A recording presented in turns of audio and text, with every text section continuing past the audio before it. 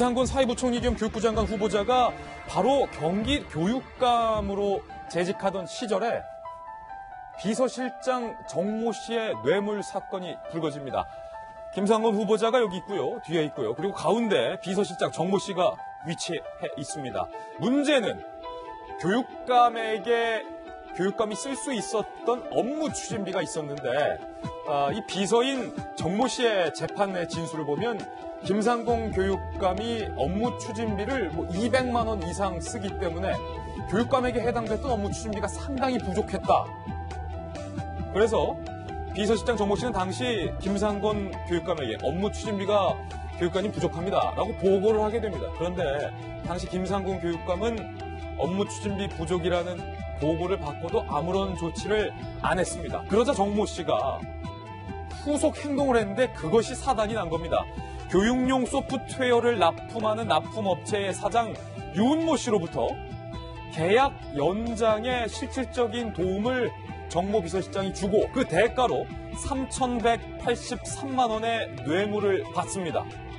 그리고 여기에 그치지 않고 태양광 발전 사업체 사장인 차모 씨에게 학교 옥상 태양광 발전 사업 발주 정보를 부적절하게 제공해주고 그 대가로 1,814만 원을 비서실장 정모 씨가 받습니다. 그런데 정모 씨가 5천만 원 가까운 4천만 원이 넘는 이 돈을 받고 자기 멋대로 썼더라 라고 한다면 흔히 하는 뇌물수수 사건인데 문제는 이렇게 받은 돈을 자신의 사적인 것에 쓰지 아니하고 교육감의 화환값 등 업무 추진비를 충당하는 데 썼다는 겁니다.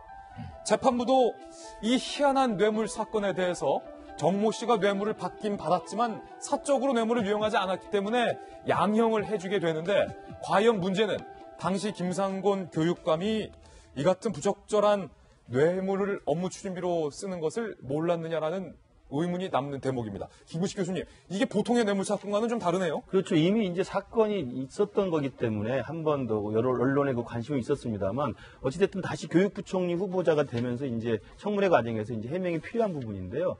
문제는 김상곤 당시 교육감이 이 비서실장의 뇌물 수수했던 돈을 자신의 업무 추진으로 쓰면서 이 돈이 어디서 왔는 부적절한 돈인지 아닌지를 사전에 인지했느냐 여부인데요. 예. 일단 드러난 바로는 뭐 인지하지 못했고 보고를 받지 못했다. 그리고 실제로 그 비서실장으로 하여금 그런 뇌물을 받도록 지시한 적이 없기 때문에 뭐 수사를 받지 않은 것인데요.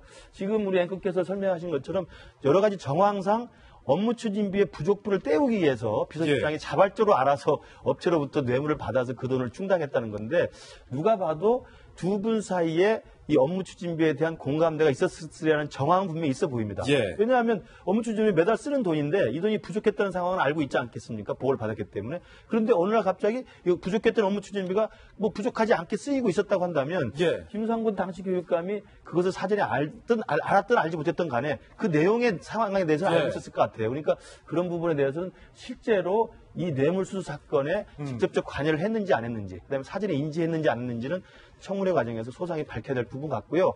어찌됐든 간에 김상곤 교육감이 진보 교육감으로서 많은 사람들한테 그 굉장히 좋은 이미지를 갖고 있는데 이런 뇌물수수 사건과 관련되어 있는 이 그 구설수에 오른 것만으로도 제가 볼 때는 좀 도덕성이 좀 흠결이 생기지 않았나 생각이 듭니다. 의문점이 두 가지인데 이 사건 저희 돌직구쇼 재판부로 한번 갖고 와보겠습니다. 제 바로 왼쪽에 돌직구쇼 재판부인데 판사님도 23년 판사님도 나와 계시고 변호사님도 나와 계신데 먼저 변호사님의 의견부터 들어보겠습니다. 이 사건을 보면 두 가지 의문점이 듭니다. 교육감이 업무 추진비를 200만 원 이상씩 쓸 만큼 많이 업무 추진비가 과연 어디에 요했을까라는 의문점 첫 번째. 두 번째는 업무 추진비가 부족하다라고 정모 비서가 보고를 했는데 그런데도 불구하고 김상곤 교육감이 아무 조치를 안 취해줘서 이 같은 뇌물을 받았다는 거예요. 과연 비서 혼자 독단적으로 뇌물을 꾸몄을까라는 데도 의문점이 있고 변호사님 생각 어떠세요? 묵시적인 합의가 있지 않았을까 이제 그렇게 생각은 해볼 수 있습니다. 또 교육감이 직선제로 바뀌면서 정치 활동을 하는데 어느 정도 비용이 들고 정치하시는 분들은 자기 아는 분들 경조사 다 참여해야 되고 화환 다 보내야 되고 이것이 기본이잖아요. 그러니까 그런 거 하면서 업무 추진비를 조금 과다하게 사용하게 될 수밖에 없었던 점은 이해가 가지만 일단은 업무 추진비가 부족하다고 일단 보고가 갔어요. 간 상황에서 갑자기 1,300만 원인가요? 1,400만 원인가요? 예, 돈이 현금으로 교부가 됐어요. 예. 그러면은 교육감 입장에서는 이 돈 어디서 났느냐? 야, 이 돈 뭐냐? 그렇죠. 당연히 물어볼 수 있는 게 어떻게 보면 인지상정인데. 물어봐야 하고 또. 예, 근데 저는 더 충격적인 게 뭐냐면은 이 재판 과정에서 드러난 이 정모 씨의 진술인데 예. 경기도 교육청은 학생 운동권처럼 돈 문제를 감히 교육감에게 말하는 것이 금기시되는 분위기여서 예. 비서실장이 알아서 막아야만 했다. 어허. 예, 이 부분은 정말 우리나라 정치권에서 그 밑에 있는 사람들이 알아서 돈 챙겨오고 또 그거에 윗선에는 피해가 가지 않도록 좀 부적절한 충성심을 강요하는 정말 적폐 중에 적폐 아닌가 이런 예. 생각이 들거든요. 예. 이에 관해서는 좀 다시 한번 조사를 하고 우리가 반성하고 되짚어볼 수 있는 기회를 가져야 된다고 생각합니다. 김 변호사님이 문제 제기한 부분이 바로 이겁니다. 네. 자, 판사님. 경기도 교육청은 돈 문제를 감히 교육감에게 말하는 것이 금기시되는 분위기여서 알아서 막아야만 했다. 이게 해명인데 어떻습니까? 글쎄, 저걸 그대로 받아들이십니까? 저는 잘 이해가 안 되는데요. 제가 작은 법원에 이제 지원장을 해봤는데 그때도 이 돈 하나 나는 것 전부 제가 결제를 다 해야 됩니다. 예. 결제를 해야지 국가 예산이 집행이 되고 하는데 경기도 교육감은 나는 뭐 어떤 성직자처럼 돈에 초연하기 때문에 밑에 다 알아 했다. 그럼 교육감 자격이 없는 거죠. 예. 교육감 그거 하라고 돈이 제대로 쓰이는지 감시하라고 교육감이 있는 건데 안 그럼 밑에서 그 부하 직원들이 돈을 어떻게 쓰든지 전혀 모르고 있다면 그건 교육감에서 자격이 없고요. 지금 우리 김 변호사님 말씀하신 대로 비서실장이 보고했다는 거 아닙니까? 예. 그럼 자기 그 판공비가 그냥 뭐 업무 추진비가 50만 원이면 50만 원 알았던 거 아닙니까?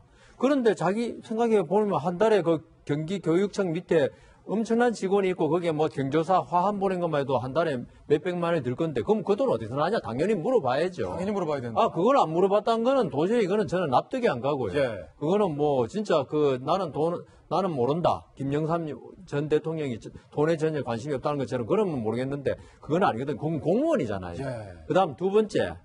지금 그 정모 비서실장의 말도 저는 잘 납득이 안 가요. 공무원이 나중에 징역 2년 살았지 않습니까? 예. 감옥까지 가서 실형을 살았는데 자기한테 아무리 경기도 김상곤 전 교육감에 대해서 충성심이 강하지만은 자기 징역 2년 살면서까지 자기가 모든 걸 덮어쓰고 그 돈을 받아가지고 교육감한테 한마디 보고도 안 하고 이런 돈이 있습니다. 생겼습니다 하고 갖다 줄까요? 예. 저는 그 공무원들이 그렇게 한다는 건 상당히 이해가 안 가고 설사 갖다 준다 하더라도 교육감이 물어야죠. 이 돈 어디서 났냐?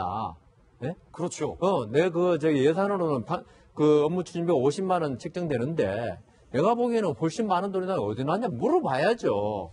그래서 저는 교육감이 초연하기 때문에 안 물어봤다. 그다음 비서실장도 아까 무슨 학생 운동권 단체? 예. 그처럼 뭐 돈 문제를 묻는 걸 금기시한다. 이런 게 오히려 납득이 안 가고 만일 그렇게 했다면 경기도가 그동안 김상곤 전 교육감 시절에 어떤 식으로 행정이 이루어졌는가에 대해서 상당히 저는 걱정이 많이 됩니다. 예.